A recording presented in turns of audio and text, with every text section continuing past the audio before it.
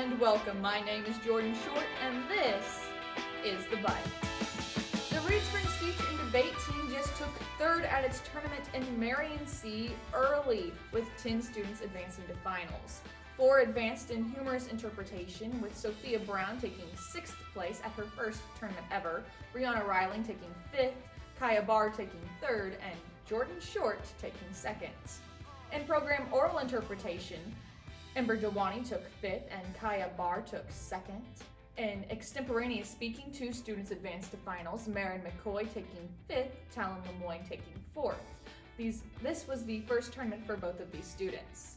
Another first-time competitor was Jaden Rosian, who took 5th in original oratory, and last but certainly not least was storytelling champion Jordan Short.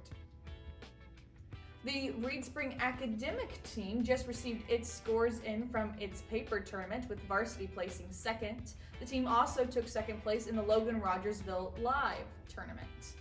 The students of the month were Joe Steed, Sedona Shrunk, Lily Martin, and Jordan Short. Dr. Suter and Mr. Godsey took these students out for lunch at Tequila's to celebrate this achievement. There are 2 major holidays coming up over break, the first being Thanksgiving and then Hanukkah. Thanksgiving is on Thursday, November 25th, and Hanukkah begins at sundown on November 28th. To celebrate, the Byte team has gone around to ask students and faculty of Reed Spring High School what they were thankful for. Here are their responses, followed by our traditional featured interview with new Quiz Bowl coach, Miss Ravens. What are you thankful for this year? This year, I'm really thankful for knitting.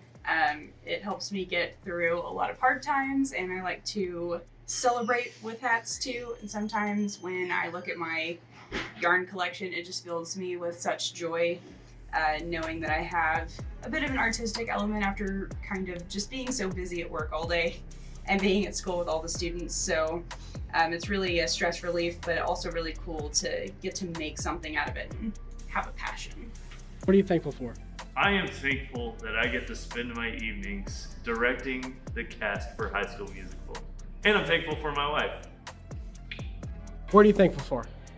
I'm thankful for going home and having a roof over my head and having food on the table, and I'm thankful for having a loving family and having a bunch of friends who are always going to be there to support me, and just overall having a good life. I am thankful for the opportunity to get to do all of the things I do. What are you thankful for this year? Dogs. Dogs. Any specific dogs or just dogs in general? Specifically Princess Perfect Puppy Pants Annabelle, who's my first of the babies. She provides me with good oxytocin, and I appreciate that. Thank you, Brett.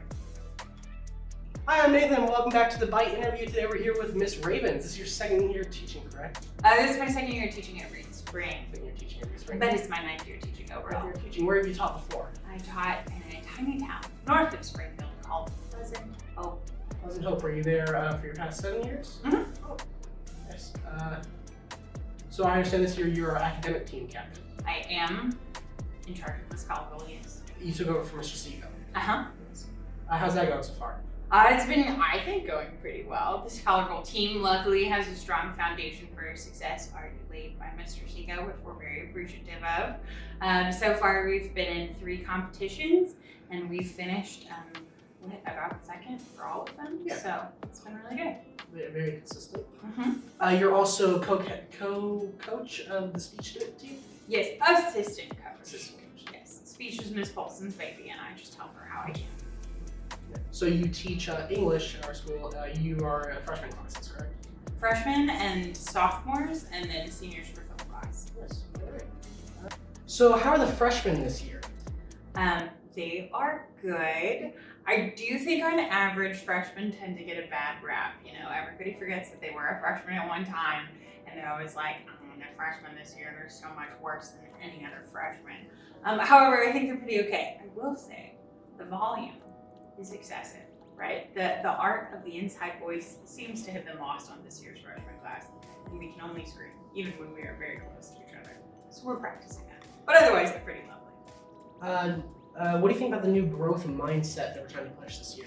I mean, growth mindset is always good, right? So previously in GSH, which is what I assume this is referring to, not to be question. I'm so sorry.